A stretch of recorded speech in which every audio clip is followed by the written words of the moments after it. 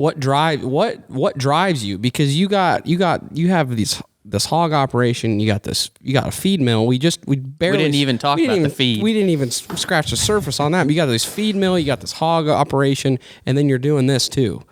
What drives you to do it all? Why do you want to do it? Is it fun? Do you like the game of it? What's the driving force behind it all? You know, my mom and my dad were hard workers, and they ran a business together. So I don't know. There's a lot of operations out there. I know there's mining operations where the wife handles the checkbook, right? Yep. And that was the same thing in our family. And I remember, you know, we process our own pigs, and we all be sitting around in the 80s, sitting around the supper table eating sausage and fried potatoes, right? Yep. And mom and dad yelling at each other about what business decision they made that day. And so I think I was raised that I am just always business driven, you know, and I'm always looking for, you know, what's the next conquest or what's the next opportunity that I can make things better, or for myself, for my family, for people around me. So I'm just driven by, you know, trying to improve constantly. All of the food we eat and much of the clothing we wear comes from plants and animals that are raised on farms. Farms are different in type, in size, and even in name.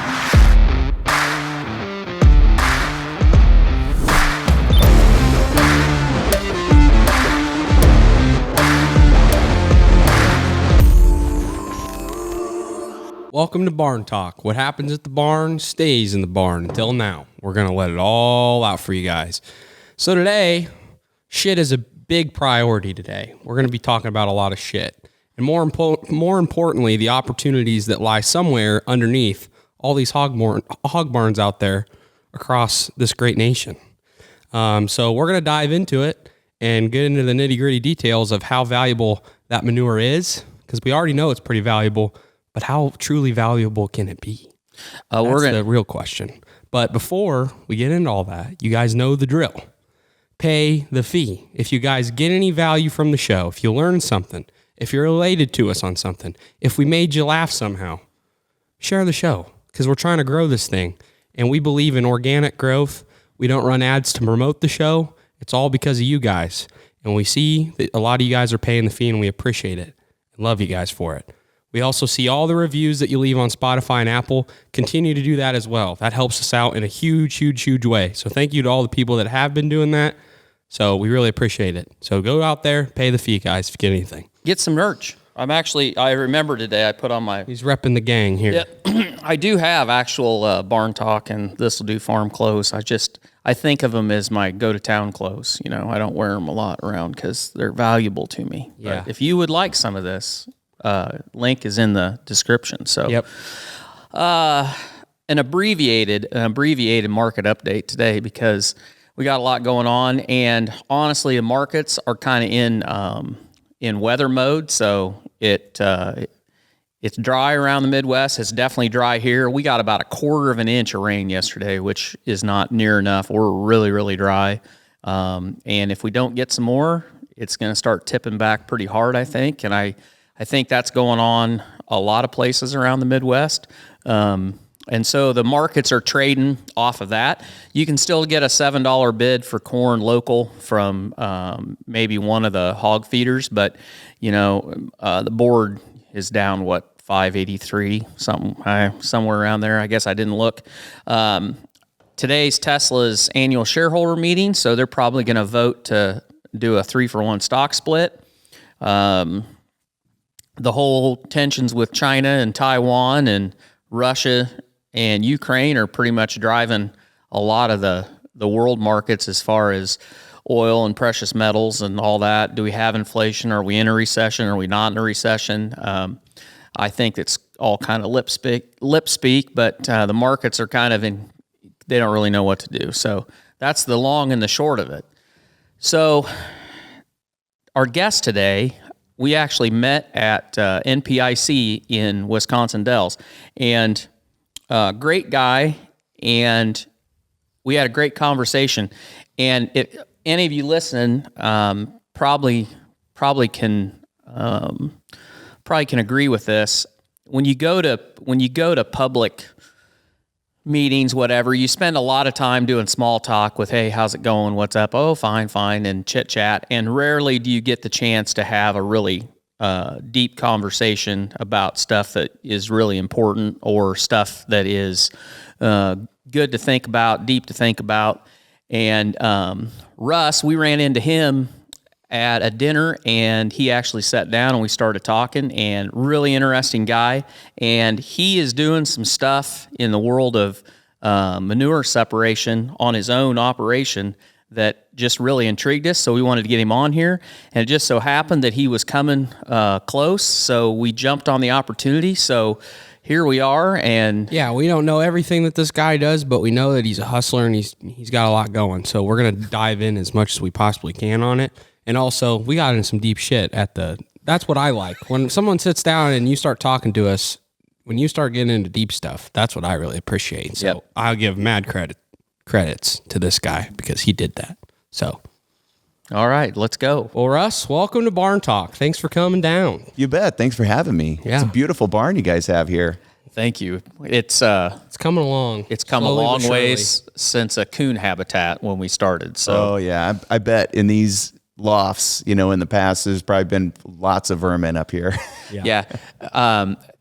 I've baled a lot of hay into here, and as a young kid, we used to have horses, and I don't know at what age, but at some age, it was a day like today, hotter than blazes, and we were baling hay, and I had the realization that we were baling the hay for the horses.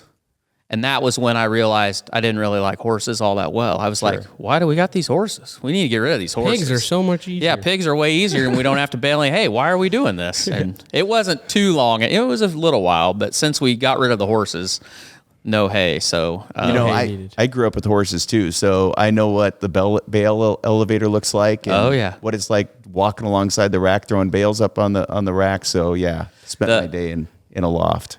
The last horse that we had, my neighbor adopted it. They have young kids, and when my dad passed away, they wanted to know what we were going to do with it. And I said, he can come to your house.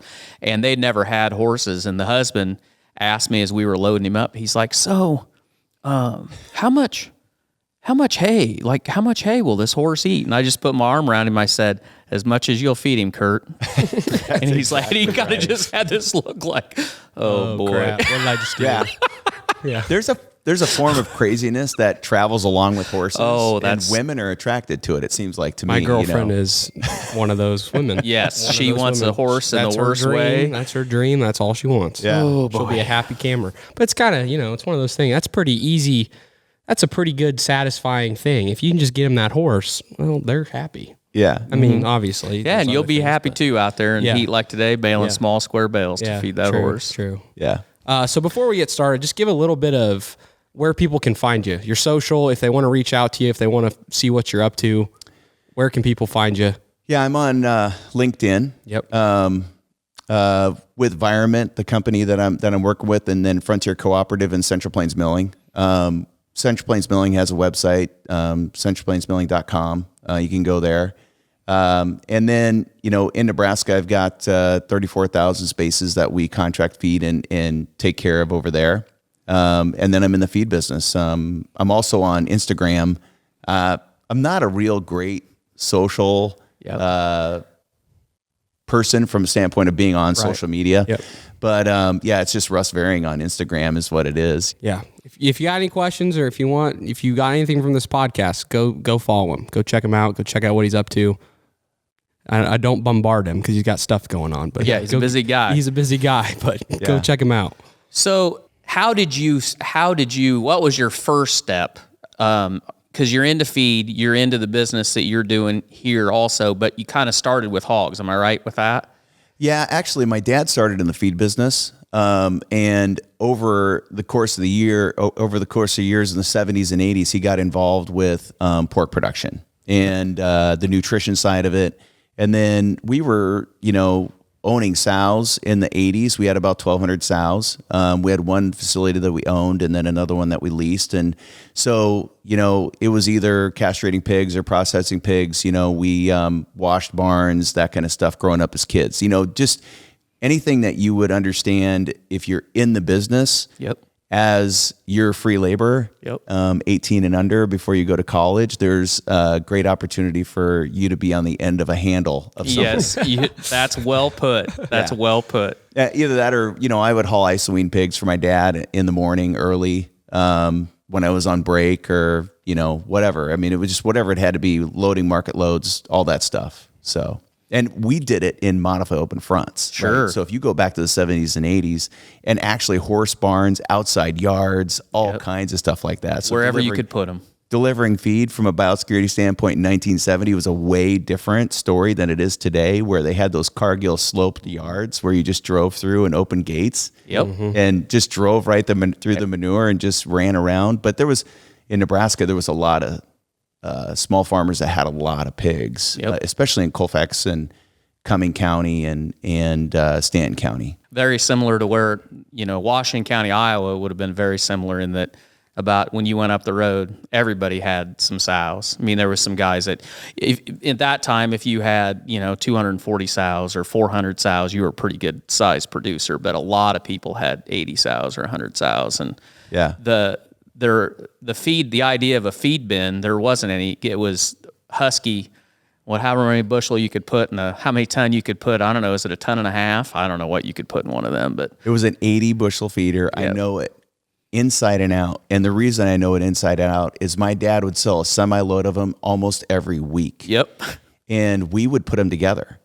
So after school, when we were younger, smaller, that's what we would do. We'd go down to the store, and he had a back room where we had those sheets, and we had little tools we made to be able to hold them up yourself as you built the sheets up.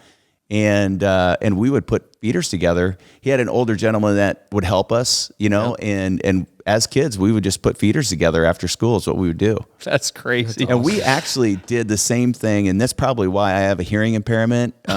So we had those bush hog eating bins that would hold supplement. And we would put those together too. And I'd have a little 9/16 wrench on the inside. And then Herman was that older gentleman that helped my dad. And he'd have the impact on the outside. If you were stuck inside. Just in there.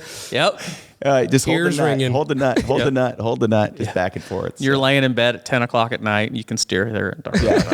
Your head's still rattling at that point in time. That could have been the start of your problems. Probably. I know what you're talking about. Yeah. So you got in, your dad was in the feed business. And so how do you guys transition to hogs, but give a little background on that. So did you take that over? Is it still part of what you do kind of today? How's that look like? Yeah, I mean, he was feeding pigs in just contract arrangements with producers around Howells in that area for many years. And then I went to college in 89.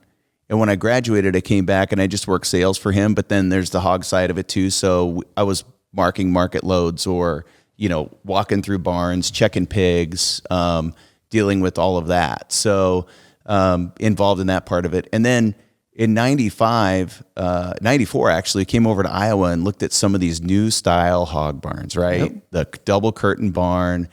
There was a gentleman up in northeastern Iowa that I talked to, showed me the first cash flow on one of those buildings. So I was really inspired by that, and I started looking into that. And back then, you could build a building for about $130 a pig space, right? $125, something like that. So really went to town on looking at building those and talking to producers around the area about moving their pigs into a better facility where we can control the environment a lot better.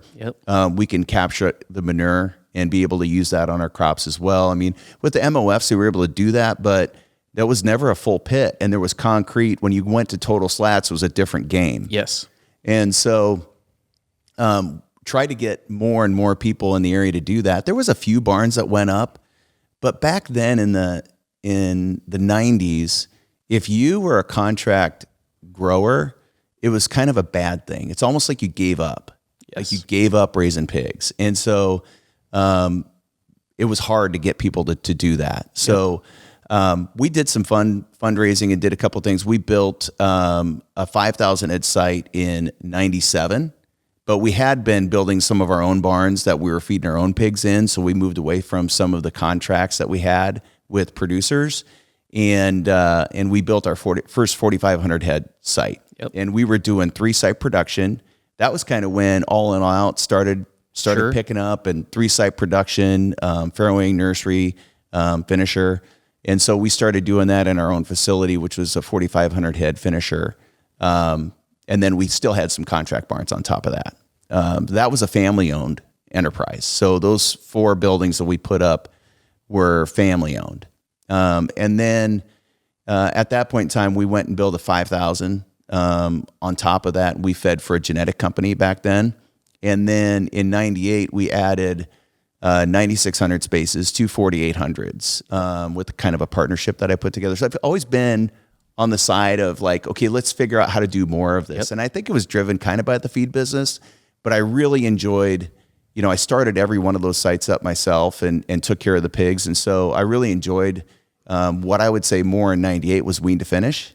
Learned a lot from Jim Pillen, Pillen Family Farms, and learned how to raise pigs in a wean to finish facility. So we did that in 98. And then in 2000, we actually built a 9,600 all on one site. Wow. 2 4,800 side by side, and set up the loadout, big office, everything really nice, and actually fed genetic stock in there as well for a little while. And then over time, that's been, most of our barns are leased out to Pillen Family Farms today. Yeah. But, there's just been different tenants over the years, just for various reasons.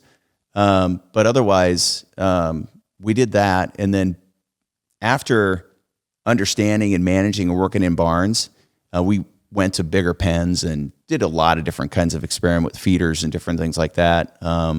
We built 8,000 spaces in 2006. That was 2 4,000s, and those were quad buildings. I don't know if you guys know what those are.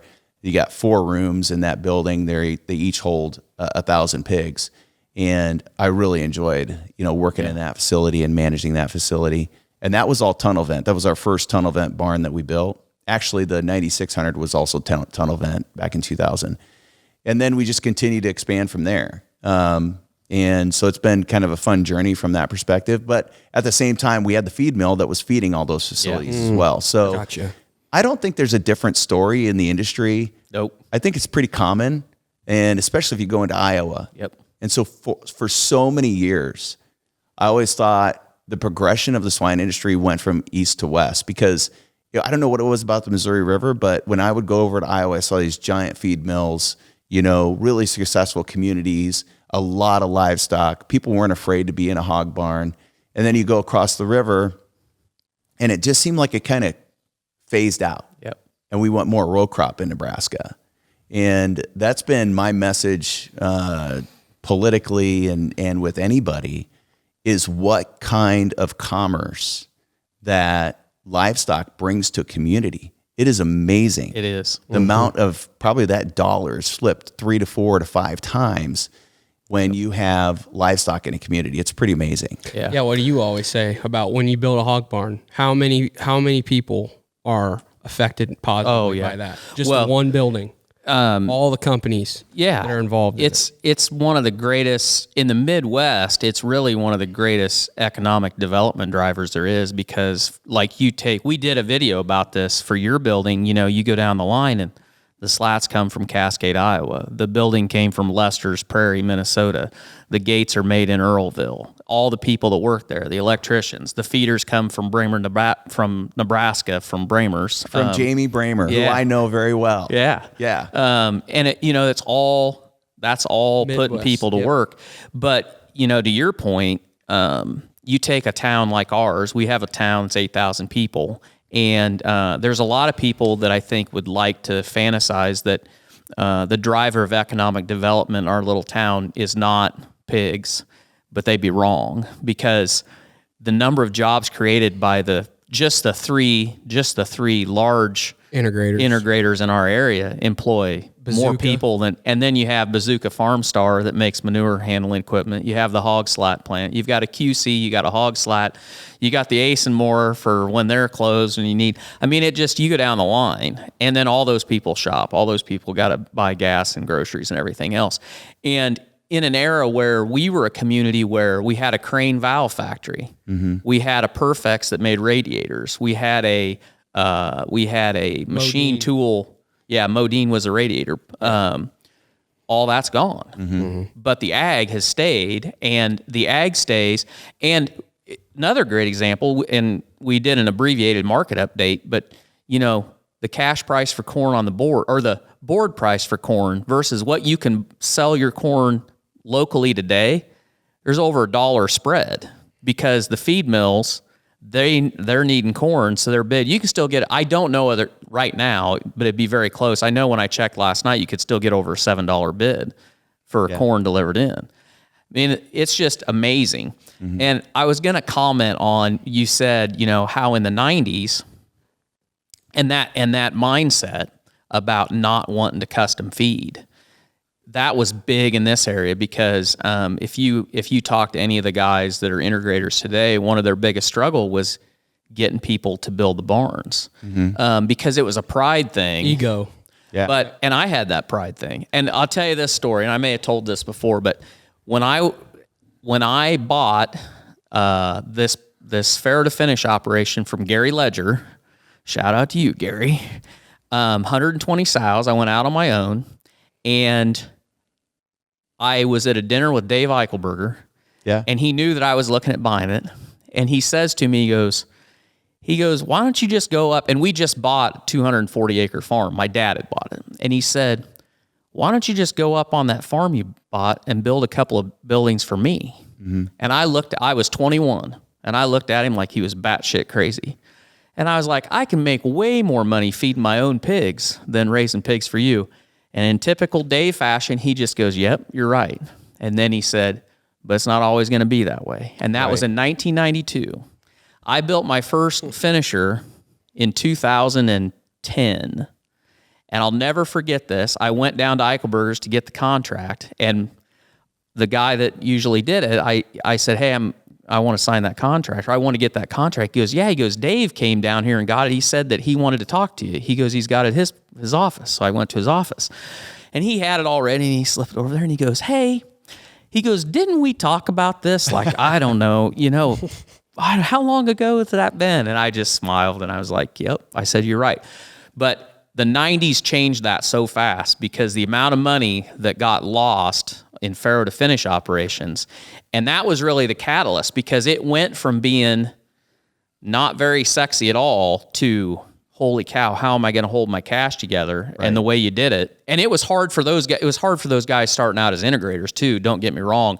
There's a lot of them that, they've all got war stories about getting through the late 90s. Right. But that totally transitioned that industry, that hard patch right there. And that's how we ended up doing what we're doing. But yeah, it's just crazy, the change in mindset that it kind of had to take to get people started down that road. And I think it's been a very positive effect.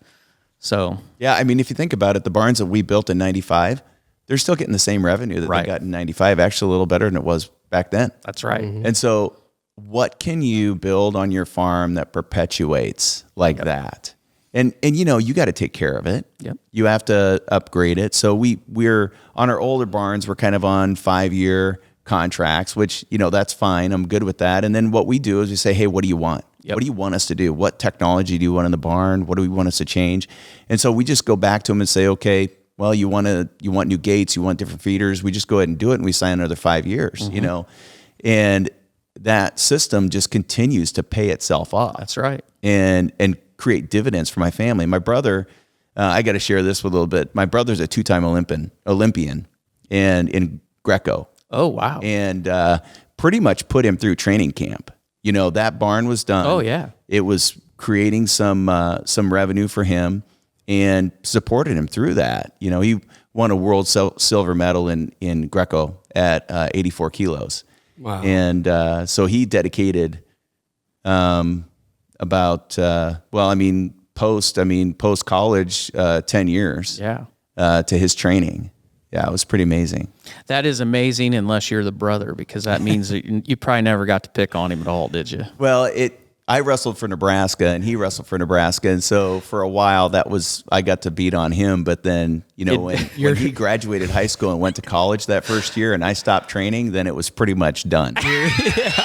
Yeah. Well, it's good you got your licks in early. Yeah. That way. Exactly. He was always a little bit faster than me. So there's a couple of times when my mom would be like, hey, they're making another lap around the house. Yeah. You molded him. You molded that's him. right. That's why, That's right. Came You back helped to bite drive. ya. You helped build him. came back to bite you in the end. So sustainability, it's a huge buzzword today in ag as in general, but in the pork business, what are we doing right for sustainability and what can we do to improve sustainability across the board? Well, I think that we're doing a lot of great things. I mean, when you think about the sustainability of just our pork production system, the grain that comes from the soil, right? And then we're feeding that locally to animals, right? We're producing pork with that. And then that same grain creates manure, right? And then that goes right back into the soil, which comes right back into the corn that we feed. How can that be not more sustainable than what it is already? So, but in some of those messages, they're like, well, we want it to be more sustainable. We want something else. We want something new. So we have to continue to just work on other opportunities that we have from maybe solar, some of the technology that I'm working on with carbon credits as well. So, I mean, there's different ways that we need to figure out how to innovate. And there's got to be something in your operation that you don't like to do, or something that's a pain point or a pressure point in your operation that you say, why do I deal with that way all the time? And so you just got to start asking yourself that question and say, okay, well, maybe I can change that. What are those questions what are the questions that you have? I got one I don't like. Well, this may or may not have anything to do with what we're talking about, but I hate writing that check every year to the DNR for my manure management plan when it never changes. It's the same thing every year.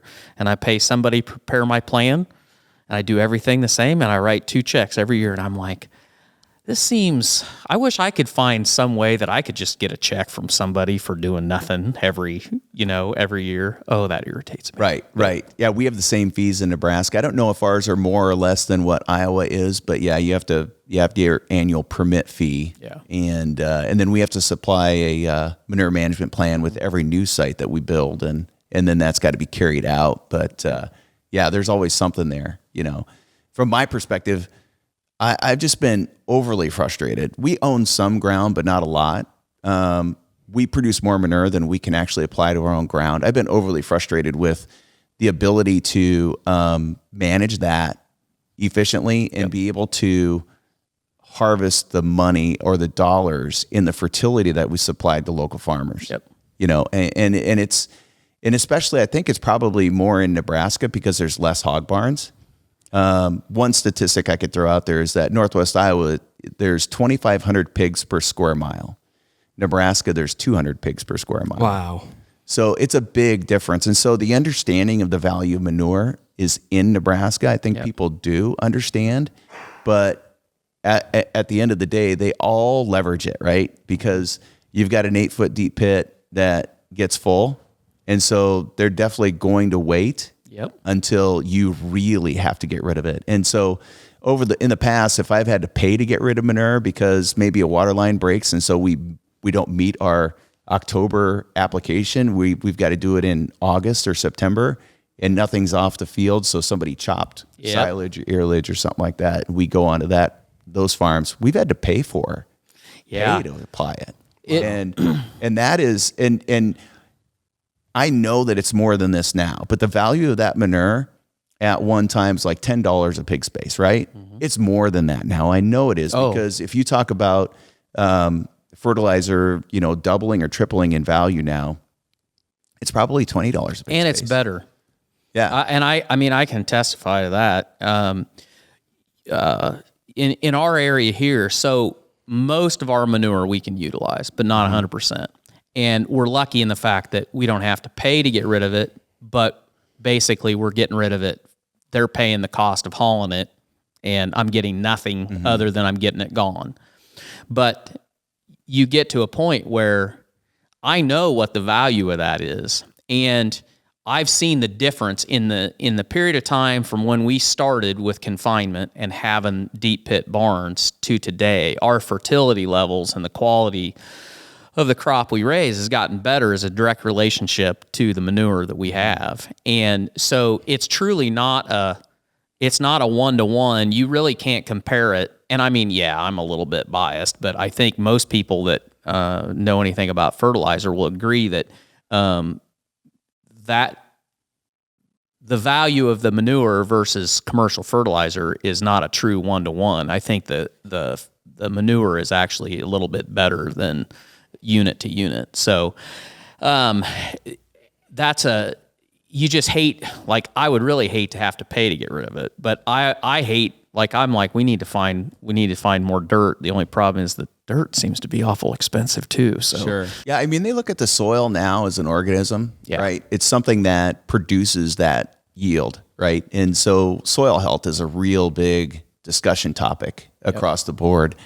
And when you stay natural with manure, right, you improve all of your microbiology that's in the soil that creates a healthier soil, a better plant, everything. So that going back to and looking at that organic fertilizer, which is 100% manure application, is a big deal. that pain that you felt from having to pay to get rid of manure, I have a feeling that kind of helped spark your interest in your current endeavor. So how did you get interested in and go down the path of researching, trying to alleviate paying to haul manure or get rid of that cost? Yeah, I mean, so what I started doing was just looking at what I'm hauling, right? And so really quite simply, this is the thing that I don't like to do. So now we need to innovate, right? So this is something that I want to change in the industry, and hopefully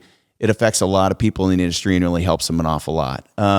But if you look at that liquid tanker going down the road that's hauling it, whether it's umbilical or it's a liquid tanker, you're only transporting 2 to 4% nutrients. The rest of it is 100% water. Yep.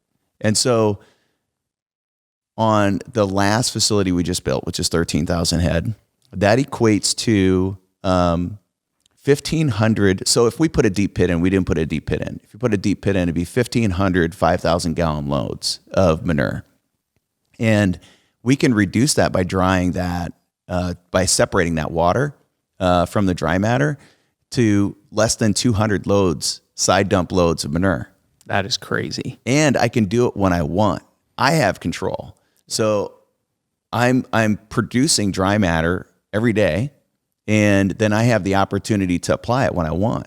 So I'm not behind the 8 ball in August when nobody's, and I'm looking for alfalfa fields or somebody that planted wheat or something like that. Now I have the opportunity to, do it when I see fit is best for me. And if it's not, if somebody says, "Hey, I don't want to pay for it," that's fine. I'll just stockpile it till I find somebody that wants to buy it. And you can haul it further, right? Because the value per load is great enough that you can justify traveling further than you can with that liquid. So people just heard what you said and they go, "Yeah, that sounds great and all, but what do you do with all that water? How do you separate it? But what are you going to do with that water?" People are thinking. Yeah, so the system that we just built is it's a lagoon system. So we've got a lagoon on site. But what we do is we flush our pits. It's a 2-foot pull plug. We flush our pits. We separate the dry matter, and then that water that comes off of that is pretty clean. We're about 98 to 99% effective in removing all the nutrients. We flush that water back into that 2-foot pull plug. So think of your toilet. In the big bowl you have, that big square tank above there, that's where that water goes. Okay, so now when the toilet gets used, you flush it, right? So more or less what we're able to do is, put that water back, wait 10 days, let it fill up with some more dry matter, and then flush it again. So whether it's a municipality or it's livestock or a livestock application, our vehicle for transporting waste is water. Yeah. So if we're ever going to make the industry better or change it and try and figure out a way to be more sustainable, is can we clean that water and reuse it versus just applying it back to the field?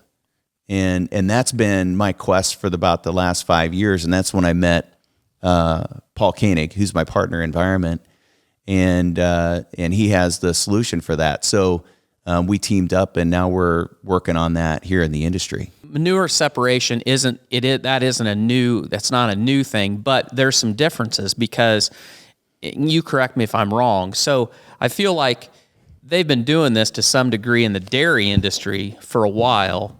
What's some of the struggles as far as dairy versus hog manure? So we tried a couple of different systems, and one of the systems that I tried was a guy invented a filter. I actually spent some time at the dump in Minneapolis, right? So at the dump in Minneapolis, they've got they pile trash, right, in that big pit, Yep. and you guys see them around these big major metro areas, but they have a liner underneath that. So all the rainwater that comes down through that trash while they're filling it, Yep. it stops, and then that water's got to go somewhere. Oh, yeah. And so the municipality has to haul that water out and then have it be treated. And so this guy put together a system that used pressure to be able to separate the water. And when I went up and looked at that system, I thought, wow, this is amazing. He's able to separate the water. It's totally clear. He ran the system and showed it to me. And so we actually brought his system down to, I've got a truck wash there in Howells. And so we brought it down there and brought him some manure.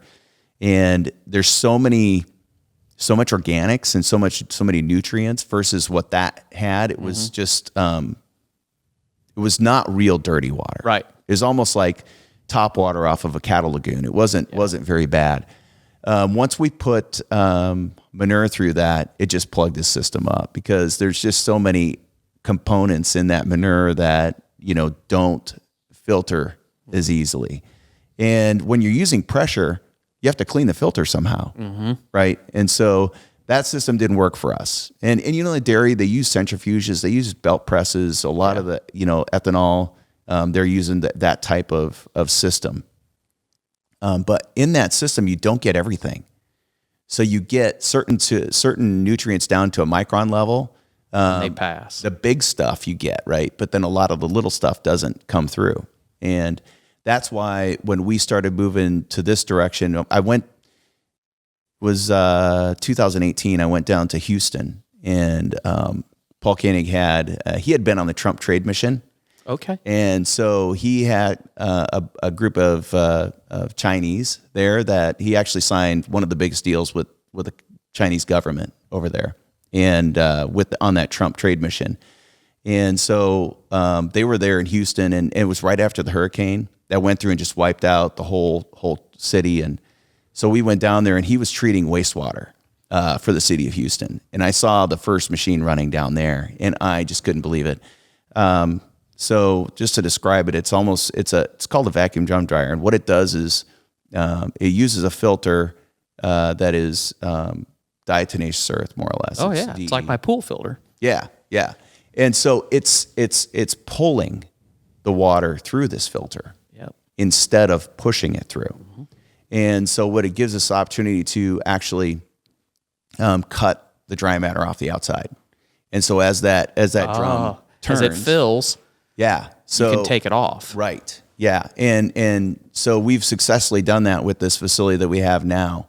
But in Houston, it was the blackest, most soil stuff that you could ever imagine. And it was coming off, and the water coming out on the other side was perfectly clear. Wow. And it was so simple and easy that I was like, hey, we got to do this. We got to figure it out and get going. And so we started the project and started working on it. And, it's been a great relationship so far. And we found a lot of other nifty little nuggets along the way, which would be like carbon credits and different things that we're figuring out as we move forward with this whole process. Yeah. So from seeing that to... I shared the video with you guys, didn't I? No, we haven't seen it. Okay. Well, I don't think so. If you send it to us, we might be able to just dub it in. Yeah. And show people if you don't mind. That'd be kind of cool. I might have to ask him that, make sure it's not. How'd you meet Paul? How'd you guys meet? How'd you guys link up and say, hey, we're going to do this thing? So, I was reaching out across the country to a lot of different people on filtering. So you took the initiative. You're like, this is a problem knew that that I have got to get solved. Yeah. There's a lot of years of work to get to where we are today, and we still have a lot to do. but the success that we've gotten to this point is pretty amazing. But Jim Gray was a guy out of New Mexico that kind of linked me up with some of these people out of Minnesota. And I can't remember exactly how I got in touch with him, but it was just, you know how the frenzy is, right? You're talking to different people across the board, and he's the one that actually introduced me to Paul, and then ended up, I gave Paul a call, I think, on the phone, and he's like, well, you can come down to Houston and see the system, but I'm in municipalities. I don't want livestock. Right. I don't want to mess with livestock. Yep. And so it took a little bit of coercing, and to show him what the scope of the problem is in the how industry. big of an impact. And I don't want to say it's a problem, because it's not. Because there's other people that would maybe read that and say, well, oh my gosh, they got a nerve problem in the swine industry. We don't. It's more, let's call it an efficiency. We just want to be more efficient. We just want to get better at what we do. And so, and just started working with him on that. And when he started seeing the scope of the reach that we could have, and not just in the United States, but in other countries, because he's been to several other countries, EU, China, Vietnam, a lot of other countries, and has some machines in those countries running as well. So, he's been involved across the board, but it starts simple. And I think his story is too, when he's got started, it was started with poultry manure, and there's water in poultry manure. Yeah. So if you can reduce the amount of water in poultry manure, you can haul less, right? So that's what it comes down to. And what he's found is that to actually extract that dry matter the way you want, because it's real gummy, is to actually wet it and get it super wet, and then be able to run it back to the drum. Yeah, and go backwards. But we moved over to the swine industry, and we're focusing on that right now, because that gives us the right amount of dry matter to water ratio to be able to run this machine efficiently. So there's a few patents that we have together on that, and I'm not willing to share those with you guys. Yeah, that's okay. That's okay. All right. Totally understand. We are a nonprofit, though. This New Farm is completely nonprofit. Not by intention. It just ended up that way. So, So are you just trialing this only on your farms right now? You're just testing things out, get it to where you want it to be. There's been a lot of people that are super intrigued and super interested. And we are one of those people, by the way. Yeah, and I've talked to people about it, and I don't know if you guys, do you guys know the law of diffusion of innovation? Enlighten us. We don't. So it's a bell curve, okay? And that bell curve has what you call the early innovators, early adopters, simple majority, and the laggards, right? Yeah. And so, you got to classify the industry in that way. And so this is a new enough thing that you've got to find the right people to team up with, because there's going to be problems, there's going to be issues, there's things we still need to figure out. And so we've got to get somebody on our side that is even more passionate about what we're trying to achieve in the industry. And so, we try to, and we're trying to align ourselves with people like that, that are interested in trying more of this and trying to figure more stuff out. Because, if you go into the carbon credit side of it, some of the numbers that we talk about, some of the carbon credits that we produce because we are capturing the gas from a facility because of this, it's some astronomical stuff. And so people are like, wow, that just doesn't make any sense to me. You can create, 15,000, metric tons of carbon sequestration here, with this. Do you want to talk numbers, or are you kind of just... Yeah, because I'm really curious about that. That's something I'm sure... Yeah, I was just going to say, how are you going to incentivize these people? Because a lot of farmers are capitalists at the end of the day. We want to make it as sustainable as we possibly can, but we got to make money, and it's got to impact us in a positive way somehow. So what's going to be your selling point? How is it going to cash flow? How is it going to pencil? Because that, at the end of the day, I think a lot of farmers, that's going to be their number one thing. Because it's like we said, fertilizer isn't a huge problem. It's just, how can we make it more efficient? And if it's going to cost way more to make it efficient, I'm not going to see any benefit, then why do it? Exactly. When you start out with the basic benefits, I did some journaling on this, and when you start out with the basic benefits of the transport, right? That's about 120 on a 13,000 head site. That's about $120,000 to $150,000 savings annually on that side of it. So that's a number. Yes. And then if you can get some better performance because you have less gassing off in your facility, you could probably add $25,000 or $30,000 to the producer that's actually feeding your barn. If you're contract feeding, or if they're your pigs, you probably pick up another, I figured a 1% improvement in performance from that perspective. So that's the main part of what I would call just the gimmies, right? Then there's some things that you got to work on. There's some things that you have to put a little bit of time into, and that is working on the carbon credit side of it. And there's a voluntary carbon credit, and then there's what we found is the 45Q carbon credit, which was a bipartisan act, Republican and Democratic support. I think Deb Fisher from Nebraska signed on to that bill as well. That pays through the U.S. Treasury. It's a carbon tax credit. It pays for carbon sequestration. And actually, it's not carbon. It's the other associated gases that come off of that facility, like hydrogen sulfide, nitrous oxide, a lot of those other gases that we emit into the atmosphere at our facility. And one of the things that we did, Paul has been the brains behind it. I'm here talking about it, but actually he's the guy that put this all together. So the carbon side of it, it took a lot of work to get through and figure all of that out. He found a company that we're working with out of California that works with a low fuel standard that California has. And it's mainly methane, production and that kind of stuff. Well, a lot of them hadn't worked on an algorithm like we're putting together, like what we put together, which is when that manure comes out of the pig, like that day, that minute that it comes out of the pig, it begins to emit a gas, sure. Right? And once it comes in contact with the water of your pit and it comes in contact with the microbes that are in your pit, it begins speeds it up. And there's a lot of organics. There's a lot of fuel to really burn a lot of gas and have a lot of gas come off of that. That's called carbon oxygen demand. And it's a COD is what we call it as a number. So that COD number coming out of the pig. And then if you pump your barn every 6 or 12 months, there's a number there too, right? Mm-hmm. So at that point in time, your number coming out of the pig might be 200. And when you go to pump it out of your pit, that COD number might be 40. Yeah, because it's emitted, that gas is escaped. Right, exactly. And so if we can recycle that water every 10 days, that manure is much fresher. And some of the data and information that we put together so far, it's over 250% stronger than if you would to take it 6 to 12 months later. Stronger as far as that gas, but also stronger as far as the nutrient value? Is that what you're saying? Value. Okay. Yeah. So, and Paul's done a lot of research. My wife is a chemist, so she kind of worked with us on some things too. And to find research and find information from universities and everything, it's really old research. People have not really spent a lot of time below the slat. Yep. And said, okay, well, what do we really have and what can we change and what can we do better there?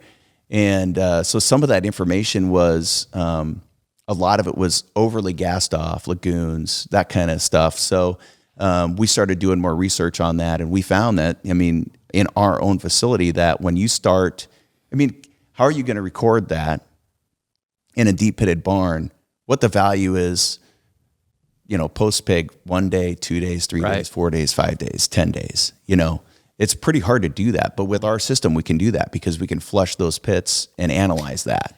Yeah. And I guess I didn't realize this when we talked before. By doing that, so if you get to the point that on a 4,000 head site, you're pulling that manure every 10 days, the size of your system is not so overwhelming because the volume you're pulling, because you're pulling it so often, you're not talking this. Because I just think about every one of my pits sitting up there with 1 million gallons of manure that's got to be processed. Mm-hmm. But in reality, that's not what you have to process. You're just processing 10 days worth of manure or whatever it is, whatever you got to do. So I would assume that makes your machinery much more manageable for the volume that you've got to put through there. Exactly. So that's not such a daunting task. No, it's not. And, So we've got 40 pits in the barn that we have set up for this, and what we've found is that in those pits we're able to, so they run lengthwise, right? So you got your gang slats, they run crosswise on your building. Those pits run lengthwise, and I think people that have 2-foot pull plugs that just pull plugs, they just pull it on every month we just pull our plugs. It all goes to the same lagoon. Yep. And what we found is that when we pulled, so if you think pit 1 is where your walkway is, so if your walkway is on the edge of the building, not in the middle of the building, but on the edge of the building, walkway's pit 1. Pit 2 is about where the feeder is. Pit 3 is still kind of the feeder, a little bit, sleeping area, 4 and 5. So when you look at the dry matter content of pit 1, 2, and 3, sure, it's very low. And they don't grow very fast. Yep. So that there's not, the pigs sleep there, right? If your ventilation's set up right and everything is perfect in the building, your pigs sleep where the feeder is, and then they dung in a designated area along the wall, right? Yep. So in our 40 barn pit, or our 40 pit barn, we only have to recycle 16 pits when we get to the height of manure production. Yep. When the pigs are really big. So we don't have to recycle all of them. And so that really helps as well. But I don't think really anybody's really analyzed that part of it. Maybe somebody has, but it was kind of Paul and I, we get on the phone and we talk back and forth about a lot of things. And it was one thing that we just realized, we just measured pits 2, 3, and 4 after a month, and they haven't grown. Yeah. Yeah, because there's nothing going in, very little going in them. Yeah. Very little going in them. So do you think hog barns could potentially be redesigned as far as the pit? Like, do you think it'll ever get to a time where people would be like, this is the new way? Like, if this comes and it's fully adopted, do you think people could build their pits differently to be more efficient? Yeah, I think so. What's kind of crazy about this is what you have is the way we all started. So a lot of those barns that were built in the early 90s, that design came from the Southeast, the Murphy-style barns, because they were doing shallow gutter flush buildings, and it was all going to an earthen lagoon. Right. And that came to the Midwest, and a lot of guys, there's a few around here, built concrete pits outside, and they gutter flushed it. Right. And some of them even had scrapers. Some poor bastards had scrapers, if you've ever been on a... So I managed a barn with scrapers one time, and that is no fun.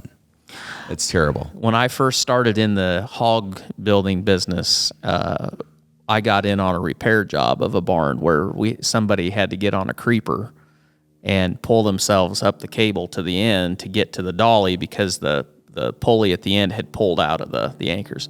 And that's a short straw you don't want to draw, just tell you. Definitely. But because of just that kind of headache, we just decided, and money, we were like, why build that pit outside? Let's build deep pit. And so deep pit is what won out predominantly here in Iowa. And now then you're listening to this and you're like, well, shit. Boy, I hate to have to fill that pit in to put a 2-foot gutter to, whatever.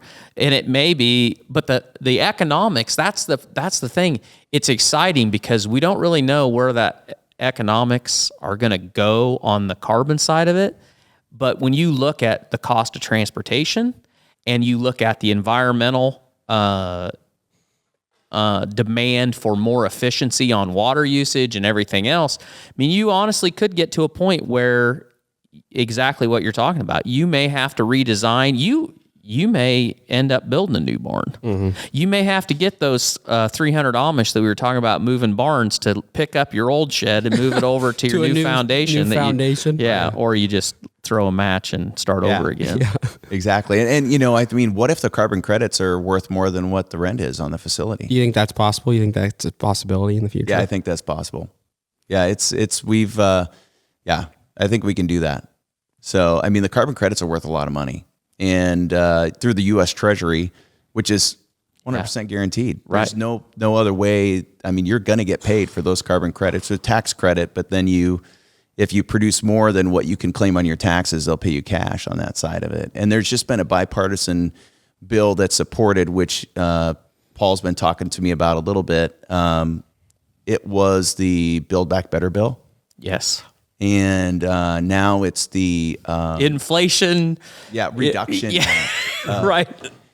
And Which it should be illegal for any government entity to use reduction in anything they do, because it never is a reduction. It's just an addition. But exactly. I digress. So Paul perused that bill and looked through it, and lo and behold, 45Q is in there. And it takes the ramp up of the payment of those carbon credits from $40. So right now they're on a scale of over the next up to 2026. At 2026, they'll be worth about $60. They're at 40 now. It takes it straight to $180. Holy Mother Mary. So, I don't know. Is there any way to equate, to give people an idea what the possibility is as far as the amount of credit you would pull from a barn site? given year. Yeah. A feeder to finish barn. Mm-hmm. What kind of numbers are you looking at as far as credits? So before we even talk about, the new bill, the Build Back Better bill or whatever it is, we're about $17 a pig space on the Q45. Wow. And then we've also got the voluntary tax credit, or the voluntary carbon credits, which is an offset for another company. So if they buy that carbon credit from us. Oh, so you can double dip. Yeah. Possibly. Yes, you can double dip. Currently, what we're working on is the ability to insure those. So right now, most of the carbon credit systems go through the Veriboard. Yep. So you have an LCA that you work with, and then eventually what they do is they put that plan or that program together for you, like our algorithm. We built that algorithm to calculate what we create for carbon credits. Then you submit that to the Veriboard. And then after that, that carbon credit is official. And then you're able to sell that or trade it. What we're working on right now is with an insurance company to be able to wrap that in an insurance policy, so we can bypass the Veriboard. And we believe those carbon credits can be traded for more than what they're listed at because of that. Because they're impressive. And the one thing about our system is that it's calculated. So it's based off of a specific number that is read. So like when you look at the cropping procedures, like when you're looking at sequestration through cover crops or cropping practices, it's a little bit of a fluff, right? Possibly. It's kind of an unknown. And a lot of these companies that are out there buying carbon credits don't want to have to say, hey, we bought all these carbon credits, but they're not worth anything, right? And so when you've got something that's actually calculated, something that's verified, and then something that's qualified, they're worth a lot more because of that. Yeah. The certainty. They're paying for the certainty, and that certainty is worth paying for. That's exactly And right. it's kind of rare because there's nothing really out there like it. Yeah. Like we were saying. When you said $17 a pig space, is that additionally on top of, like, I'm just trying to understand that a little bit more. I think he's saying the carbon credits are worth about $17 a $17 a pig pig space if you space. equal it out on one site. yes. Okay. Yes. Yeah. And so if you can Have your contract with whoever you feed for, or if you feed your own pigs and then you do the carbon credits, that's on top of it. well, that's on top of that, the water savings, not having to haul it, the quality of that's the amazing. fertilizer. If you're listening to that and that doesn't turn your head a little bit, you're crazy because that's if real nice. Duke was here, his ears would be pointing straight up. Yep. Yeah. Yeah. Okay, I know that you're pressed for time. Where do you go from here? What's your guys' goals as we go forward? So we're continuing to develop and build our business and develop our system that we're using to dry manure. And so, I mean, we're working on a few projects right now to grow and expand. And we really haven't gone fully public yet, but eventually we'll probably be moving into maybe some retrofits on some facilities. Right now we're concentrating on brand new facilities and building our own. And then once we get a little bit further down the road, then we're going to, be focusing on trying to affect the whole industry. Paul has been a great partner because, his idea behind this is to not, sometimes when a technology is created, what they do is they calculate the gain for the producer, right? And so we want that paid up front for this technology. Paul wants to get everybody on this, like, let's just take the pork industry and let's get everybody on the same side of the table and let's take on the rest of the world. Yep. And so, we're trying to figure out a way to enter the market that's affordable to producers. And then maybe we split the upside on what's there, so that's been our business philosophy. And I think we're going to carry on with that going forward. And I think that's a great way to help. That's a great way to expand the number of people that are willing to get on the bus, because that goes a long ways with, there's just a certain amount of people that are going to be reluctant to move that way. But when they feel that you've got skin in the game of their success, they're a lot more willing to get on the bus. Exactly. And we're a bunch of cynical bastards for some reason. We're all like, I don't know whether I trust that guy or It not. also helps that you have experience in the industry. Like you can relate to a lot of these producers, so that's something that's also huge. Didn't have. I was going to ask, what's the best piece of advice you've ever received, business-wise, personally-wise? What's the best piece of advice? Oh boy, that's a good question.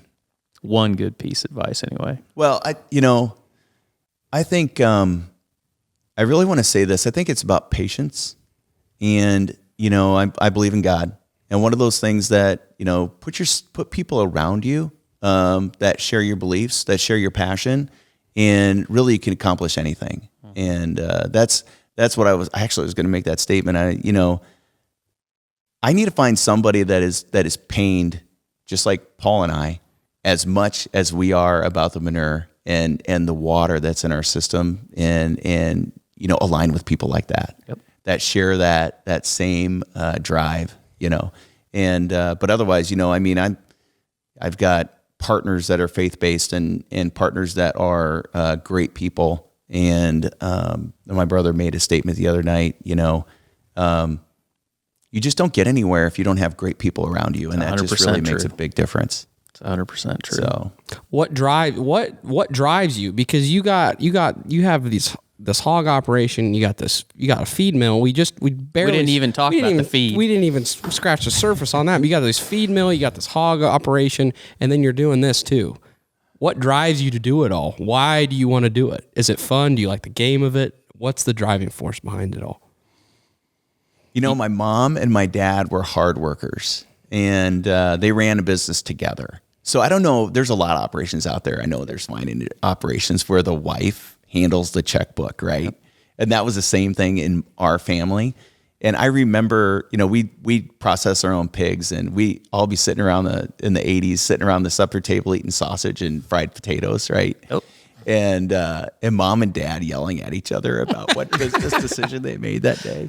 And so I think I was raised that I am just always business driven, and I'm always looking for, what's the next conquest or what's the next opportunity that I can make things better, or for myself, for my family, for people around me. So I'm just driven by, trying to improve constantly. I love it. I can relate. We have a little bit we do about, our kitchen table. My wife is kind of like the glue that holds all of us together, because Sawyer's brother is just as driven as he is, and he does the real estate side. They're partners on that side of it. But when we all get together, like, we can't ever have it's business. Yeah, we love talking about business. Every meal starts, but when the first car pulls in the driveway, my wife looks at me and she goes, "Now tonight, we're not talking about Whistler Enterprises, or we're not talking about This'll Do. We're just going to have a family dinner." Yeah. And it's like you can just go about so long. 5 minutes, and then somebody's going to say something, and then it's like, "Did you read this, or did you see this?" And then it just goes. And then after about 15 minutes of that just brainstorming, I look over and my wife's just like shaking her head. But it's just who you are. Right. That's just who you are. Mm-hmm. And I think it's great. It's awesome. And the other thing is, I watched my dad try and fail so many times. Yes. And right. You can't be hard on yourself when you don't succeed, because that's just a good lesson. Yep. Just look at it that way. And so that's where you get brave enough to reach for something great. Yeah. And when And I talked to Paul about this the other day. I said, when is the last try? You know, when is that point where you're going to say this is the last try? And it's just doesn't, people that don't have that in their vocabulary are probably on the Iowa wrestling team, right? Or Nebraska wrestling team, or play football or whatever. I mean, like, how many times have you not made that block, but doggone it, eventually you got it. Yep. And it's the grit, intensity, drive. No, that's so true. 100%. And I think a lot of people they are afraid to lose. They're afraid to fail. And if they fail once, they think they're a failure. Right. And that's unfortunate. It is. Because if you can learn not look at failures that way. Well, you're done before you ever start, because you're going to fail. I mean, it's the ultimate learning experience. That's what you got to look at it as. Yeah. That's all it is. Okay, well, one last question before we wrap it up. You got any time for fun? You can do all this stuff, but do you do anything that you have fun? You got a family? What do you guys do? What do you like to do for fun?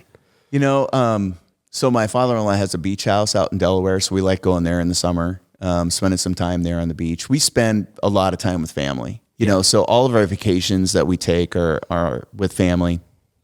I like to work out and exercise, so I do that. And then I've got 5 acres. I just moved, so I had 35 acres of grass and I had cows, and my wife had chickens and bees, and I repainted a couple of tractors. I repainted and redid a 4440. nice. And then I've got a 4020 as well.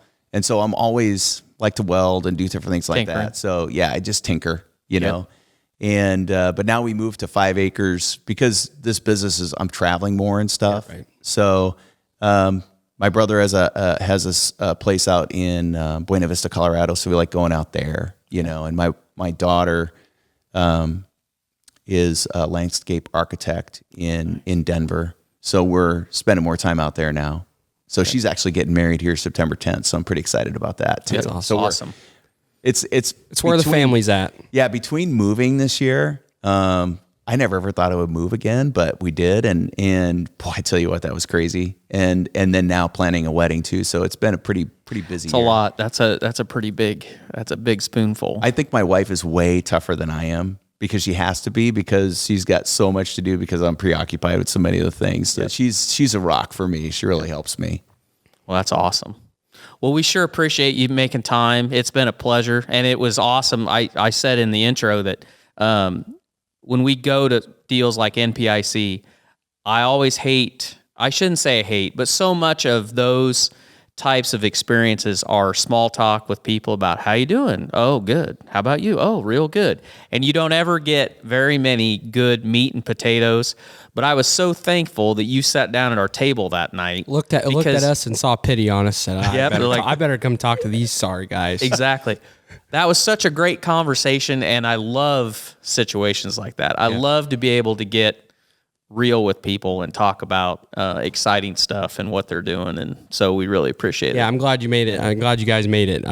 So if you guys want to go check out what Russ is up to, go follow him on LinkedIn, go check out his website, see what he's all up to. And we really appreciate you guys watching. Thanks, Russ, again for coming. Thank you. And we'll see you guys back here again for another Barn Talk episode next Friday.